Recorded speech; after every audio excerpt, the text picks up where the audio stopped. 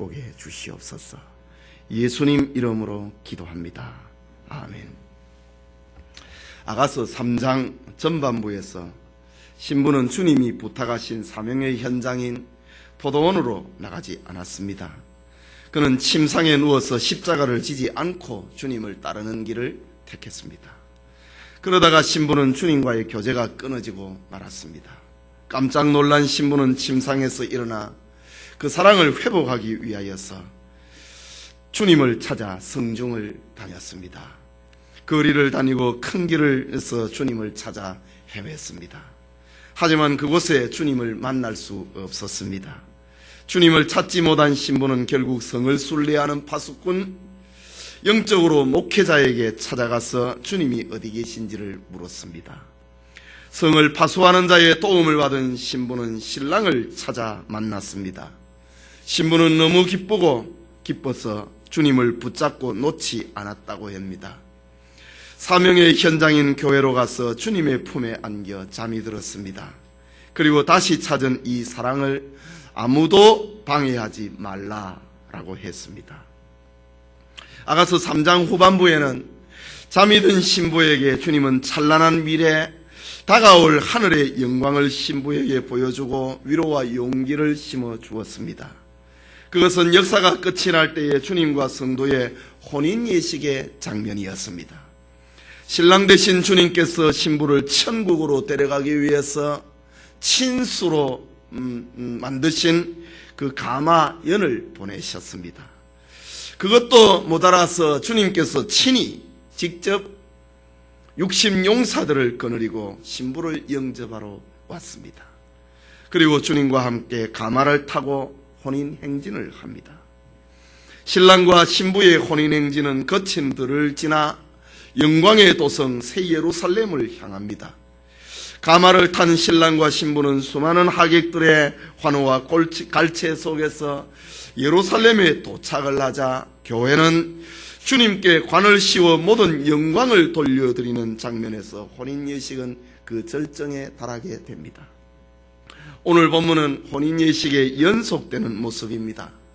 다시 말해서 교회의 성도들이 드리는 영광의 관을 받아 쓰신 예수님께서 지금 나란히 자기와 함께 앉아있는 신부의 아름다운 모습을 보면서 찬사를 보내고 있는 장면입니다. 물론 지금 주님 곁에 있는 신부는 예수님의 재림과 동시에서 부활하여 변형된 아름다운 부활체의 모습을 하고 있는 신부입니다. 그렇다고 부활체의 모습이 이 땅에서의 사람의 모습과 전혀 다른 그런 모습은 아니었습니다. 이 세상에서 주님을 섬기던 아름다움이 완전 성화를 이루고 지금 주님의 곁에 앉아있는 장면입니다. 그렇다면 오늘 본문의 신부를 향한 신랑의 칭찬은 부활체의 모습을 하고 있는 성도의 아름다움을 노래하고 있는 장면인 동시에 신부가 이 세상에서 환난 풍파 속에서도 믿음을 지키며 주님의 일을 감당할 때에 가지고 있었던 그 아름다움을 묘사하고 있는 장면입니다. 오늘 주님의 곁에서 주님이 신부의 아름다움을 칭찬하고 있는 것은 다시 말하자면 성도의 완전 성화 부활체의 모습 그뿐만이 아니고 이런 모습을 갖기까지 이 땅에서의 겪었던 수많은 어려움들을 지금 노래하고 있는 장면입니다. 신부의 이목구비를 가지고 하나하나를 이 땅에서의 성도들의 삶을 비유적으로 묘사를 하면서 신부의 아름다움을 묘사하고 있는 장면이다라는 것입니다. 지금 주님이 신부의 아름다움을 칭찬하고 있는 이유가 무엇입니까? 그것은 3장 후반부에서 같은 맥락에서 이해를 해야 될 것입니다.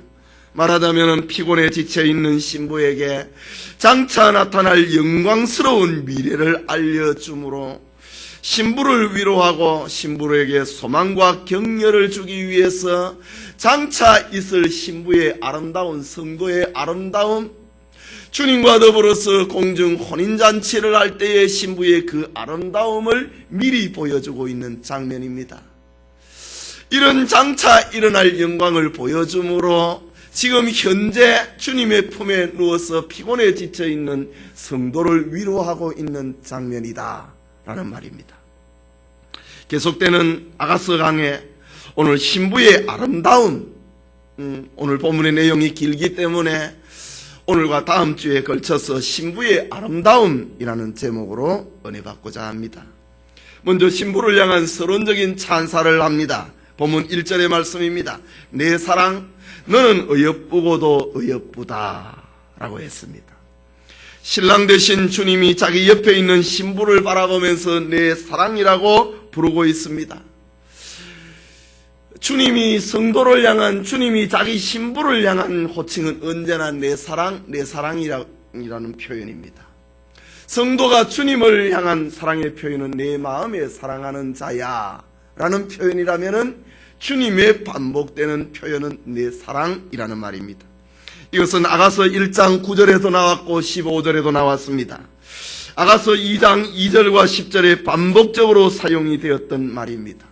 주님이 성도를 향해서 부르는 일관된 호칭이다.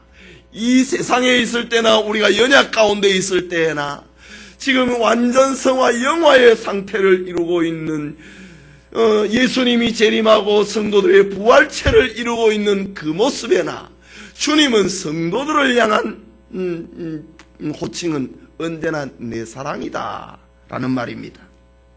여기 내 사랑이라고 하는 말은 내 짝이라고 하는 말입니다. 내 분신이라고 하는 말입니다. 이것은 주님께서 친히 십자가에 달려 죽음으로 우리를 자신의 짝으로 삼았다, 자신의 분신으로 삼았다라는 말입니다. 주님이 이 땅에 오셔서 우리의 죄값을 대신하고 십자가에 죽으심으로 말미암아 우리를 자신의 신부로 삼았다라는 말입니다. 그 말이 내 짝이다라는 말입니다. 그렇다면 우리가 주님의 신부된 자격은 우리에게 있는 것이 아닙니다. 오직 주님의 의지와 주님의 공로에 의한 것입니다. 주님의 의지와 주님의 공로에 의해서 저와 여러분을 주님의 신부다, 내 사랑이다, 내 짝이다, 내 분신이다 이렇게 표현하고 있는 것입니다. 우리는 죄와 사망으로 인하여 지옥의 형벌 위에 놓여 있었지만은 주님이 우리를 선택하시고 주님이 우리를 대신해서 사망의 값을 치르시고 주님이 우리를 구원하신 것입니다. 우리는 단지 주님의 그 사랑에 은혜를 입은 사람이 된 것입니다. 주님은 성도들의 많은 약점보다도 작은 장점을 크게 보시는 분입니다. 주님은 우리의 한없이 부족하고 모자라고 있는 모습이지만은 주님을 사랑하고 주님을 위해서 살고 싶어하는 그 마음을 보고 있는 주님입니다.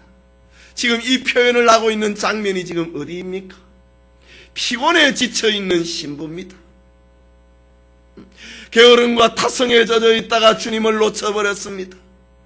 그리고 여러 가지 어려움을 겪으면서 회개라고 하는 과정을 거치면서 주님을 만났습니다. 주님을 만나고 난 다음에 지금까지 걸어온 길이 회개하는 과정이 너무 힘이 들어서 주님 앞에 지금 잠이 들어버렸습니다. 지금 현재의 모습을 보면은 신부에게 크게 아름다운 것이 없습니다. 약한 것이 더 많은 모습입니다. 모자라는 것이 더 많은 모습입니다.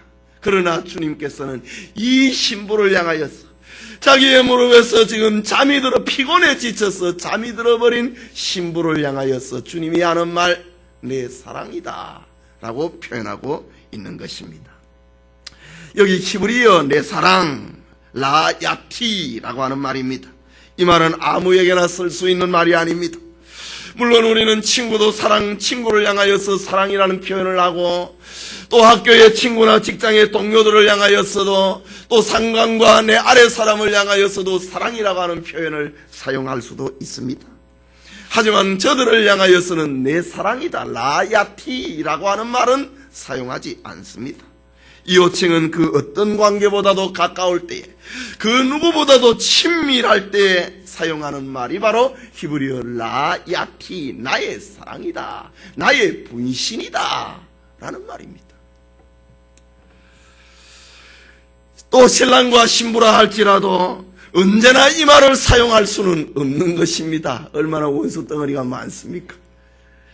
정말 신부의 모습이 예쁘고 아름다울 때에 하는 말, 우리 같으면은 우리의 평생에 몇 번 할 수 있는 말, 결혼할 때 그렇지요. 또 이렇게 그 다음에는 여러분 가정마다 다 다르니까 정말 우리의 일생에 있어서 내 사랑하는 남편, 내 사랑하는 아내에게 할 수 있는 표현이 라야티, 내 사랑이다, 내 분신이다, 내 짝이다, 이런 말을 사용을 합니다. 그러나 주님께서는 우리를 볼 때마다, 잘할 때나 못할 때나, 주님을 사랑할 때나 주님의 손을 놓아버릴 때나 주님은 우리를 향하여서 언제나 변함없이 내 사랑이다 라고 표현하는 것입니다. 하나님은 천사도 사랑하시고 세상과 우주도 사랑하시고 자기 형상으로 만든 사람도 사랑합니다. 그러나 모두에게 내 사랑이라고 하는 표현을 사용하고 있지는 않습니다. 지금 신랑 되신 주님이 신부된 성도를 향하여서 지금 이런 호칭을 사용하고 있습니다. 그렇다면 신랑 되신 주님이 신부의 어떤 모습을 보고 지금 이런 호칭을 사용을 하고 있습니까? 지금 신부는 모든 역사와 인생의 끝인들을 통과한 신부입니다. 하나님의 계명과 예수 믿음을 지켜 인생의 승리자가 되어 있는 자기 옆에 있는 신부입니다. 그리고 주님 재림시의 영광의 부활의 영광에 참여하고 있는 자기 신부입니다. 이런 신부를 향하여서 재림하신 주님은 너는 어여쁘고도 어여쁘다 내 사랑이라고 표현을 하는 것입니다. 물론 아가서 1장과 2장에도 주님께서는 신부를 향하여서 내 사랑이라고 표현한 적이 있습니다. 아가서 1장에 나타나는 신부의 아름다움은 세상에서 믿음을 지키기 위해서 몸부림하고 있는 성도의 모습을 볼 때 내 사랑이라고 했습니다. 본문에서의 아름다운 부활 후에 완전 성화된 모습이기 때문에 더 아름다운 것이면 확신한 틀림이 없는 것입니다.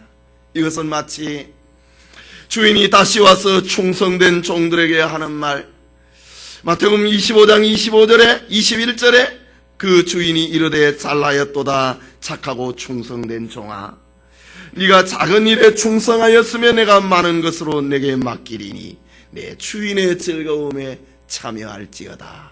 예수님이 다시 왔을 때에, 재림하셨을 때의 장면입니다. 착하고 충성된 종아, 네가 작은 일에 충성하였으니 내가 많은 것을 맡기겠다고 하는 이런 감정에서 주님은 내 사랑이다 라고 표현을 하고 있는 것입니다. 지금 신부는 신랑의 무릎에 잠이 들어 있습니다.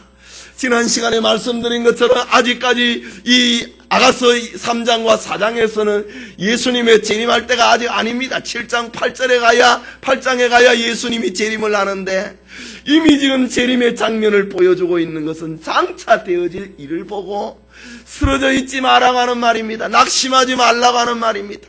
절망에 사여 있지 말라고 하는 이런 의미에서 지금 들려주고 있는 말입니다. 내 사랑이다, 너는 어여쁘고도 어여쁘다 라고 하는 것입니다. 여기 너는 어여쁘고도 어여쁘다라고 하는 신랑의 칭찬은 신부를 향한 신랑의 견딜 수 없는 사랑의 폭발입니다. 솔로몬의 사랑 안에서 술람미 여인의 모든 연약이 감추어져 있는 장면입니다. 사랑의 폭발에 거기에 연약함은 보이지 않습니다. 술람미 여인은 솔로몬 안에서 이제 새로운 존재가 되어 있는 것입니다.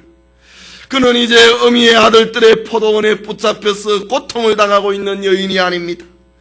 그는 주님이 지키라고 하신 포도원을 지키다가 게으름과 타성에 잡혀서 침상에 누워있는 그런 연약한 신부가 아닙니다. 그는 이제 모든 환난과 근심과 고통을 이기고 신랑 되신 주님과 함께 예루살렘에 입성한 최후 승리의 영광을 입은 여인입니다. 그래서 주님은 신부된 성도를 보고 내 사랑, 너는 어여쁘고도 어여쁘다 라고 칭찬하고 있는 것입니다. 이 소리를 듣는 거 지금 보라 이거지요. 장차 너에게 주어질 이 영광스러운 호칭을 보라 이거지요. 장차 주님이 재림하실 때에 너에게 주어질 그 영광의 장면을 보고 일어나라 라고 하는 그런 말입니다. 주님이 재림하신 날, 주님의 사랑스러운 눈으로 여러분을 바라보시고 이 말씀을 들려주실 그 장면을 생각을 해 보십시오. 이 얼마나 행복하겠습니까? 내 사랑, 너는 어여쁘고도 어여쁘다 라는 축복이 여러분과 함께 하기를 소원합니다. 그러면 주님이 칭찬하고 있는 신부의 아름다움은 어떤 것일까요? 오늘 본문에서는 신부의 지금 아름다운 몸을 가지고 하나하나를 얘기를 하면서 주님은 신부의 아름다움을 칭찬합니다. 첫째는 눈의 아름다움입니다. 1절 말씀입니다. 내 사랑, 너는 어여쁘고도 어여쁘다. 너울 속에 있는 내 눈이 비둘기 같고 라고 했습니다. 비둘기는 평화와 순결의 상징입니다. 그래서 구약시대에 하나님 앞에 제사를 드릴 때의 제물의 하나로 쓰임을 받았던 것입니다. 예수님께서도 제자들에게 말씀하시기를 너희는 비둘기같이 순결하라 라고 말씀하셨습니다. 솔로몬은 신부된 술람미 여인의 눈을 비둘기 같다고 합니다. 이것은 신부의 눈에서 화평과 순결의 미가 흘러나오고 있는 장면입니다. 말하자면 구원받은 성도의 눈이라는 말입니다. 사망과 두려움에서 해방이 되어 있는 눈입니다. 두려움이 눈이 아니고 무서워 떨고 있는 눈이 아니고 사망의 공포에서 벗어난 신부의 눈입니다. 온갖 세상의 거친 들을 통과하면서 느꼈던 염려의 눈이 아닙니다. 이것을 다 벗어난 신부의 눈입니다. 사망의 두려움에서 평화를 얻고 있는 눈입니다. 모든 죄를 용서받은 순결한 모습을 표현하고 있는 말입니다. 네 눈이 비둘기 같구나 라는 말입니다. 눈이라고 하는 것은 몸의 등불입니다. 예수님께서는 마태복음 6장 22절에 눈은 몸의 등불이니 그러므로 내 눈이 성하면 온몸이 밝을 것이요 라고 했습니다. 네 눈이 성하면 온몸이 밝을 것이다 라고 했습니다. 이전에 술람미의 눈은 탐욕의 눈과 정욕의 눈과 이성의 자랑으로 향하는 눈이었습니다. 자신의 부족과 연약으로 낙심하고 실망하는 눈이었습니다. 내가 또 주님을 놓쳐버렸다고 하는 안타까워하는 그런 눈이었습니다. 그러나 지금 신랑의 곁에 있는 신부의 눈은 이런 두려움이 다 지나가 버렸습니다. 보아야 할 것을 보는 눈입니다. 악인의 꾀를 쫓지 않은 눈입니다. 죄인의 길에 서지 아니하는 눈입니다. 오만한 자의 자리에 앉지 아니하는 눈입니다. 말하자면 보아야 할 것을 보는 눈이요, 머물러야 할 곳에 보는 눈이요, 앉아야 할 것을 보는 눈을 가지고 있습니다. 이런 눈을 지금 술람미 여인이 가지고 있다. 이 눈이 비둘기 같구나 라고 표현을 합니다. 또 눈은 하나님을 보는 눈입니다. 마태복음 5장 8절에 마음이 정결한 자는 복이 있나니 저희가 하나님을 볼 것이요. 지금 이제 신랑 옆에 있는 술람미 여인의 눈은 그야말로 아무것도 가리는 것이 하나님을 보는 눈입니다. 세상에 있을 때는 하나님이 잘 보이지 않습니다. 내 욕심 때문에, 내 인간적인 계획 때문에 하나님이 보이지 않습니다. 그러나 모든 환난과 고통을 통과하고 난 다음에 있는 지금 주님과 더불어 영광의 혼인잔치를 하고 있는 이 술람미 여인의 눈은 모든 과정을, 모든 고통을, 모든 거리끼는 것을 다 지나가 버리고만 그런 눈입니다. 하나님을 보는 눈이다 라는 말입니다.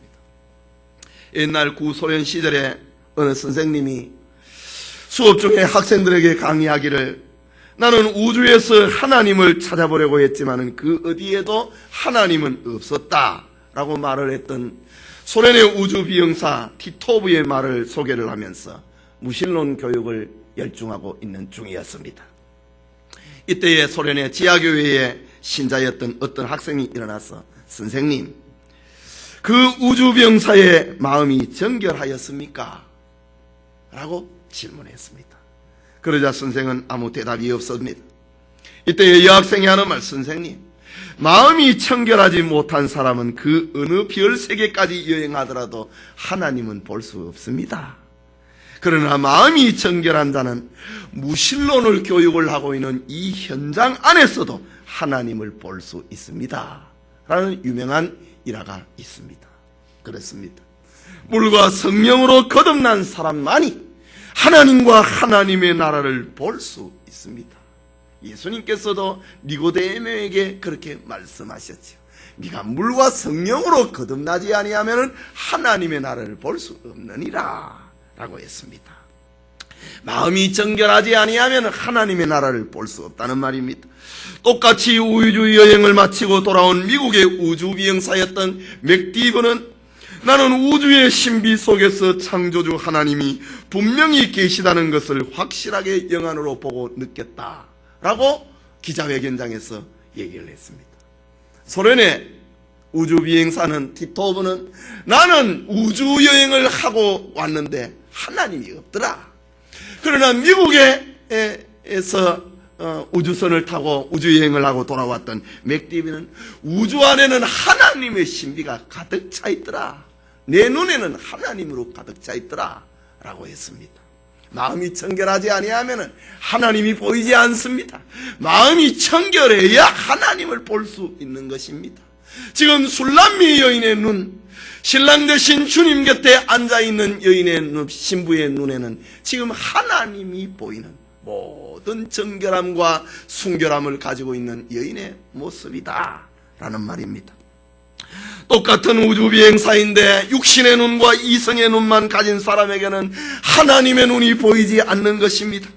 그러나 예수 믿고 거듭나서 마음이 청결하게 된 사람의 눈에는 우주공간 그 어디에 모든 것이 하나님의 영광으로 가득 차 있고 하나님이 계심을 보게 되는 것입니다. 주님의 신부된 성도들의 눈은 바로 하나님을 보는 눈이어야 합니다.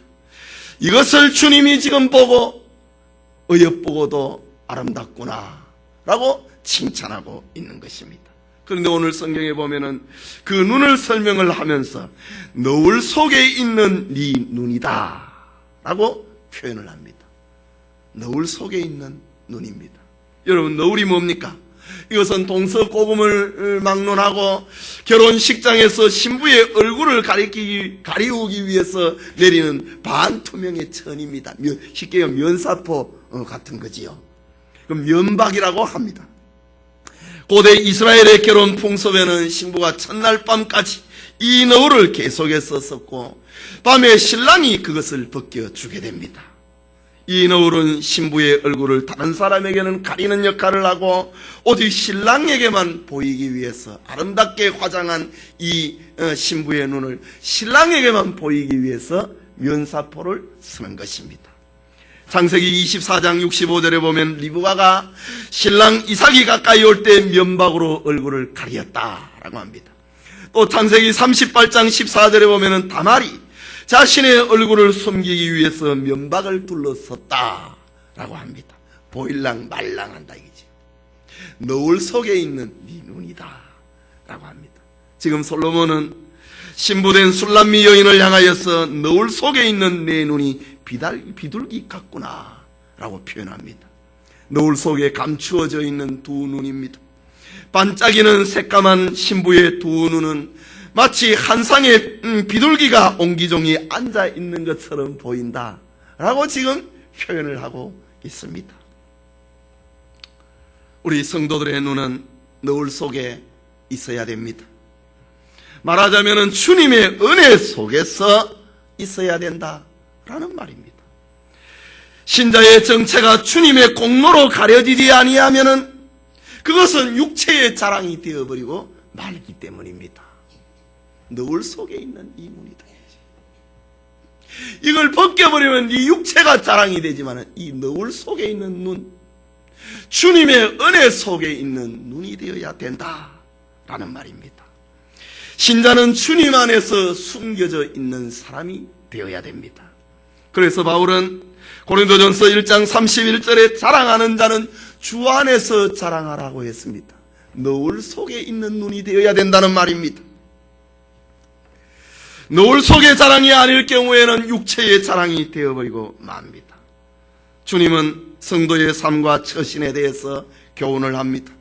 누가복음 17장 10절에 이와 같이 너희도 명령받은 것을 다 행한 후에 우리는 무익한 종이라 우리가 하여야 할 일을 한 것뿐이라 할지라. 이것이 성도들의 삶의 자세다. 노을 속에 있는 눈이다 이거지. 열심히 충성하고 난 다음에 하는 말, 우리는 해야 될 일을 했을 뿐입니다 라는 성도의 삶의 자세입니다. 사도 요한은 천국 성도들의 모습을 요한계시록 4장 10절에서 11절에 기록을 합니다. 24 장로들이 보좌에 앉으신 이의 앞에 엎드려 세세토록 사시는 이에게 경배하고 자기 면류관을 보좌에 던지며 가로되 주 우리 하나님이여 영광과 존귀와 능력을 받으시는 것이 합당하오니 주께서 만물을 지으신지라 만물이 주의 뜻대로 있었고 또 지으심을 받았나이다 하더라. 천국에서 서 있는 성도의 모습, 주님이 수고했다고 고생했다고 충성했다고 면류관을 씌워주는데 그걸 다 벗어서 주님에게 바치더라. 그리고 하는 말, 우리 주 하나님이여 영광과 존귀와 능력을 받으시는 것이 합당합니다. 이게 성도의 자세다 이거지요. 영광 주님이 받아야 된다. 존귀 주님이 받아야 된다는 말입니다. 능력 주님이 받는 것이 합당합니다. 모든 것이 주님으로부터 왔기 때문입니다. 이게 성도의 모습입니다. 노을 속에 있는 눈의 비유적인 표현입니다. 신부된 성도는 이 땅에서 비둘기와 같이 순결한 눈을 가지고 사는 것입니다. 육체를 따라 사는 것이 아니라 몸의 등불로 사는 것입니다. 하나님을 보고 사명을 보는 눈을 가지고 사는 것입니다. 그리고 주님 재림하신 날 우리의 불완전한 순결, 불완전한 온유, 불완전한 화평을 완전 무결하게 주님이 바꾸어 주실 것입니다. 그리고 주님은 우리를 향하여 하시는 말씀, 내 사랑 어여쁘고도 어여쁘다라고 칭찬할 것입니다. 이런 축복이 여러분과 함께 하기를 소원합니다. 둘째로, 신랑은 신부의 머리털의 아름다움을 노래합니다. 본문 1절 후반부입니다. 내 머리털은 길르앗산 기슭에 누운 무리 염소 같구나. 다 시적인 표현이지요. 여기 길르앗산은 요단강 동편에 있는 넓은 산악지대를 가리킵니다. 넓게는 요단강 동편의 저 북쪽에 있는 헐몬산에서부터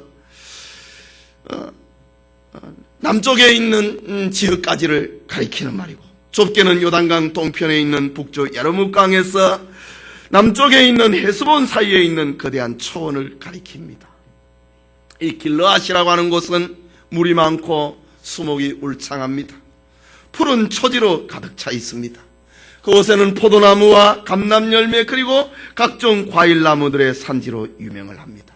그래서 이스라엘 백성들이 출애굽을 하고 가나안에 입성을 하게 될 때에 가나안 동편의 땅이 너무너무 아름다워가지고 이 땅 우리에게 주십시오 라고 했던 지파가 두 지파 반인데, 이 길르앗이라고 하는 지역은 므낫세 지파가 기업으로 받은 땅입니다. 너무너무 기름진 땅이었습니다. 길르앗 초장에서 자라고 있는 양은 기름지고 윤택해서 상품의 최고의 가치를 바라는 지역이었습니다. 뿐만 아니라 푸른 초장에 누워있는 검은 염소떼들의 장면은 목장의 장관을 이루게 합니다. 오늘 성경에 내 머리털은 길르앗산 기슭에 누운 무리 염소 같구나. 염소는 새까맣지요? 그 새까맣게 길르앗산에 누워있는 수많은 염소떼들, 그 모습이 바로 지금 술람미 여인의 머리털이 길르앗 기슭에 있는 염소털 같구나, 염소 같구나 라고 표현을 하고 있습니다.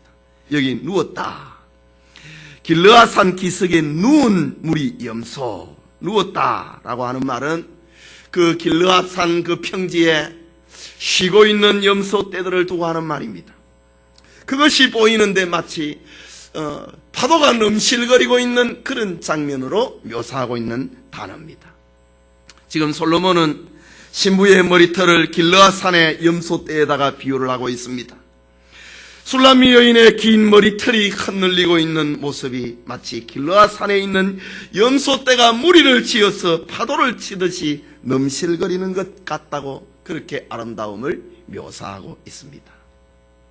여기 머리털은 표론적인 의미에서 헌신과 순종을 의미합니다. 구약의 나시리는 머리에 삭도를 대지 아니하고 긴 머리털을 그대로 가지고 있었습니다. 이것은 주님께 바쳐진 헌신의 상징이었습니다. 지금 주님께서 신부의 머리털을 가지고 아름다운데 그 자체만을 두고 하는 게 아닙니다. 이 땅에서 있었던 신부의 헌신된 모습, 헌신하고 충성했던 그 순종했던 이런 모습을 가리켜서 지금 네 머리털이 그렇게 아름답다라고 지금 묘사하고 있는 것입니다.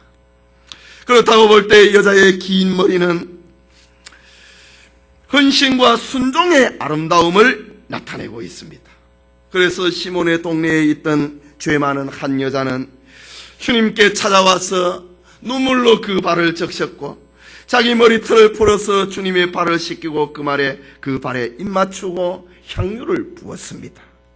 정말로 거룩하고 아름다운 행위요 헌신의 표본이었던 모습입니다. 성경은 남편의 아내를 향한 관계를 말할 때에 사랑을 강조했습니다. 그 사랑은 그리스도께서 교회를 사랑하신 것 같이 사랑하라고 했습니다. 그리고 아내의 남편을 향한 관계를 말할 때는 순종과 복종 그리고 경외라는 말을 사용을 했습니다. 특히 베드로전서 3장 1절에는 아내된 자들아 이와 같이 자기 남편에게 순복하라고 했습니다. 이것이 바로 여자의 값진 속단장이라고 하는 말입니다. 사라는 자기 남편에게 순복함으로 자기를 단장했다고 합니다. 진정 여자의 아름다움은 순종에 있는 것입니다. 진정 성도의 아름다움은 순종에 있다고 하는 말입니다. 네 머리털이 길르앗산 기슭에 누운 염소떼 같구나 라는 말입니다. 파도가 넘실거리는 모습처럼 성도의 순종이 그렇게 아름답다 이 말입니다. 지금 술람미 여인은 완전 성화를 이루어 있습니다.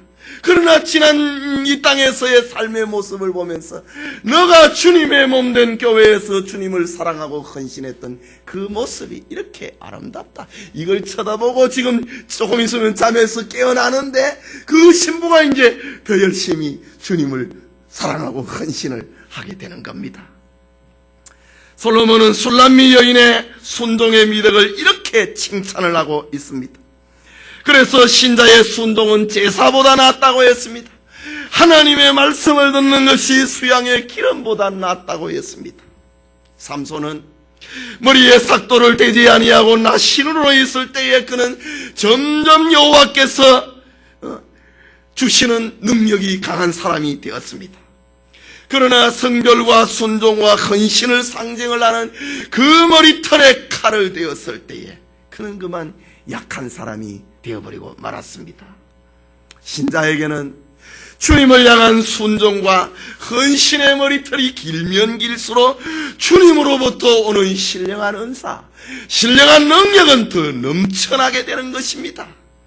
그 순종이 불순종의 삭도에 잘려버릴 때에 그마 성도는 능력을 잃어버리고 마는 것입니다.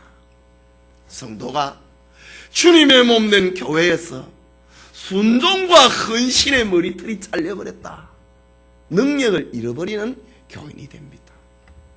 삼손처럼 머리가 길면 길수록 순종과 헌신이 많으면 많을수록 하나님의 능력이 충만해진다라는 말입니다. 사울 왕이나 저 엘리 제사장도 마찬가지였습니다.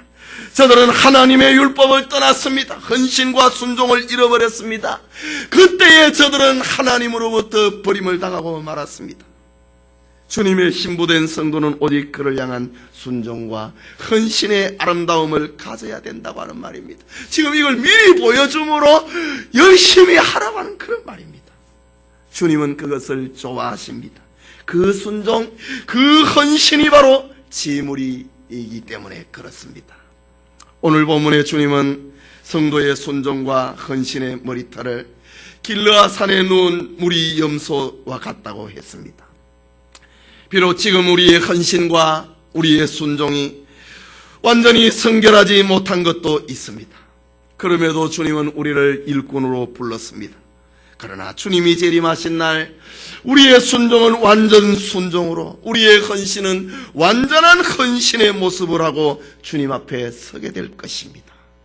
그리고 주님은 우리의 모습을 보고 너의 모습이 어여쁘고도 어여쁘다, 이 땅에서의 너의 순종과 헌신의 모습이 어여쁘고도 어여쁘다 라고 칭찬할 것입니다. 이 축복이 여러분과 함께 하기를 바랍니다. 마지막으로 오늘 이빨까지만 하겠습니다. 다 시적인 표현입니다. 이의 아름다움입니다. 여러분, 이가 뭐 노래를 해봐야 뭘 그래 노래할 게 있습니까? 그러나 이 솔로몬은 이를 통하여서, 이는 이 심는 기능입니다. 소화하는 기능입니다. 하나님의 말씀을 소화하는 겁니다. 이빨을 통하여서 그 술람미 여인의 이 땅에서의 삶의 아름다움을 그렇게 묘사하고 있습니다. 2절을 우리 같이 읽겠습니다. 시작. 내 이는 목욕장에서 나온 털 깎인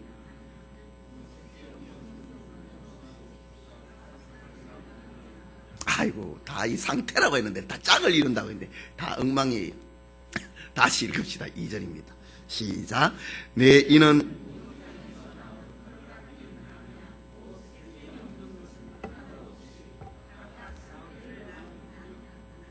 조금 아까보다 낫습니다. 이 술람미 여인의 이빨에 대해서 주님이 칭찬을 하고 있습니다. 내 사랑, 너는 어여쁘고도 어여쁘다. 네 이는, 이 말입니다. 앞절에서 솔로몬은 신부의 검은 머리털이 날리는 것을 길르앗산 기슭의 염소떼에다가 비유를 했습니다. 그리고 여기서는 신부의 희고 가지런한 이빨을 털 깎인 암양에다가 묘사를 하고 있습니다. 이 이빨하고 털 깎인 암양하고 뭐 잘 안 맞는 것 같지 않습니까? 털 깎인 암양에다가 술람미 여자의 이빨을 비유를 하고 있습니다. 제 이는 위에는 이쁜데 밑에는 좀 별로예요. 지금 솔로몬이 술람미 여자의 이빨의 아름다움을 털 깎인 암양에다가 묘사한다. 아주 신비로운 의미를 담고 있습니다. 팔레스틴 지역에서 기르는 양은 보통 제사의 제물로 쓰이거나 젖을 짜거나 고기를 생산하거나 또 양털을 제공을 하는 그런 용도로 주로 사용이 되었습니다. 특히 고가의 양털을 깎은 난 다음에는 몸을 정결하기 위해서 목욕물로 깨끗하게 씻겨줍니다. 1년에 몇 번씩, 한두 번씩 털갈이를 하지요. 털을 다, 양의 털을 깎아냅니다. 그리고 난 다음에 며칠 있다가는 양에게 깨끗하게 목욕을 시킵니다. 지금 그 장면입니다. 네 이빨이 털을 다 깎고 난 다음에 맨몸이 되어 있는, 털 다 깎아버렸으니까 맨몸 아닙니까? 여러분, 강아지 키우는 집에 보니까 털 다 깎아버리는 그런 강아지 있대요. 발에만 조금 털 붙여놓고. 예, 지금 털 깎인 암양이라고 했습니다. 지금까지 길러놓았던 털 다 깎아내고 이제는 맨몸이 됐습니다.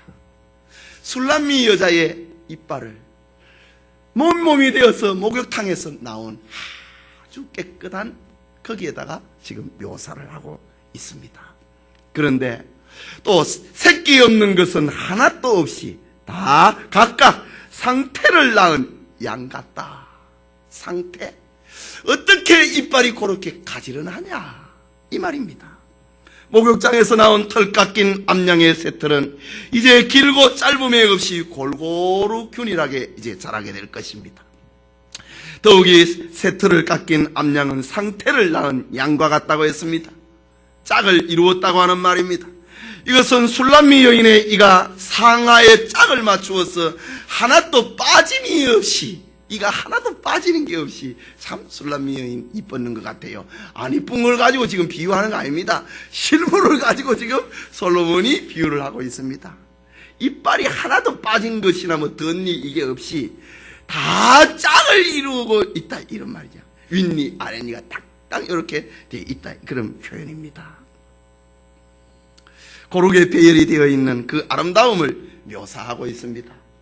동양의 고전에 보면은 시경의 첫 편에 미인을 묘사할 때에 단순호치라는 말을 사용을 합니다. 붉을 단자에 입술 순자, 입술이 붉고 단순호치, 이빨은 하얀 거, 그것이 미인의 첫째 조건입니다. 입술이 빨갛다, 이가 하얗다. 그래서 미인 되려고 자꾸 빨간 거 이거 많이 바르지 않습니까? 그게 이제 시경에 나오는 겁니다. 단순호치, 미인의 첫 번째 조건입니다. 확실히 이는 사람의 외관상의 미에도 크게 관계가 되고 신체의 건강에도 관계가 되는 겁니다. 치아가 온전하지 못하면 음식을 잘 씹지 못하게 됩니다. 그 결과 소화가 불량해서 건강에 방해가 되지요. 이가 음식을 씹는 기능이라면 영적으로 이것은 하나님의 말씀을 수용을 하는 기능입니다.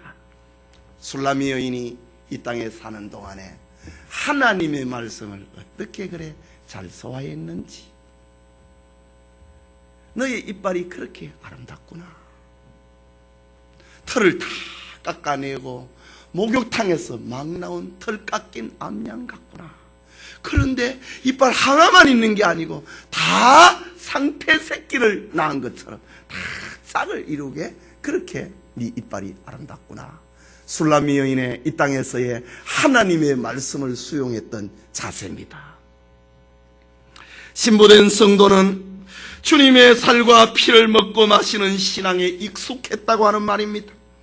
이것은 마치 이가 음식을 씹어 맛을 내듯이 체험적이었다고 하는 술람미 여인의 신앙을 칭찬하고 있는 것입니다. 술람미 여인의 이는 하나님의 말씀을 체험적으로 받아들이는 성도의 그 신앙을 상징적으로 묘사를 하고 있습니다. 요한복음 6장 54절에서 58절에 보면은 내 살을 먹고 내 피를 마시는 자는 영생을 가졌고 마지막 날에 내가 그를 다시 살리리니 내 살은 참된 양식이요 내 피는 참된 음료로다. 내 살을 먹고 내 피를 마시는 자는 내 안에 거하고 나도 그 안에 거하나니 살아계신 하나님 아버지께서 나를 보내시며 내가 아버지로 인하여 사는 것 같이 나를 먹는 그 사람도 나를 인하여 살리라. 이것은 하늘로서 내려온 떡이니 조상들이 먹고도 죽은 그것과 같이 아니하여 이 떡을 먹는 자는 영원히 살리라. 주님을 먹고 마시는 그걸 두고 하는 말입니다. 육에 속한 신자는 이것을 잘 못 먹는다고 했습니다. 육에 속한 자는 마치 어린아이와 같이 약하여서 단단한 식물을 못 먹는다고 했습니다. 그래서 영양을 잘 섭취를 하지 못하는, 골고루 섭취하지 못하는 것입니다. 이것이 어린아이의 신자의 모습입니다. 그러나 영에 속한 사람은, 장성한 사람은 단단한 식물을 씹어 영양을 섭취한다고 했습니다. 단단한 음식을 먹어서 예수님을 가르치는 선생이 된다라고 히브리서 5장에는 그렇게 기록하고 있습니다. 물론 여기에서 말하고 있는 영에 속한 사람, 육에 속한 사람은 택자와 불택자를 가리키는 게 아니고 믿음이 장성한 사람과 장성하지 못한 사람을 지금 이렇게 표현하고 있는 것입니다.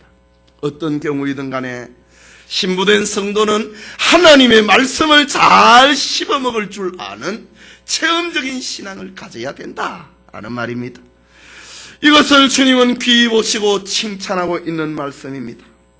그 순백의 이 골고루 잘 박힌 이는 신령한 양식을 얼마든지 씹어 먹을 수 있어서 영양을 만들어내는 힘을 두고 하는 말입니다. 주님의 신부들은 예수 그리스도의 살과 피, 그 생명의 떡을 씹어먹는 이를 가지고 있는 사람입니다. 하나님의 말씀을 잘 씹어서 소화할 수 있는 능력, 그것이 성도들을 영적으로 건강하게 만드는 것입니다. 그러나 아직도 우리는 더러워진 부분이 있고 하나님의 말씀을 온전히 소화하지 못하는 그런 연약함도 없지 않아 있습니다.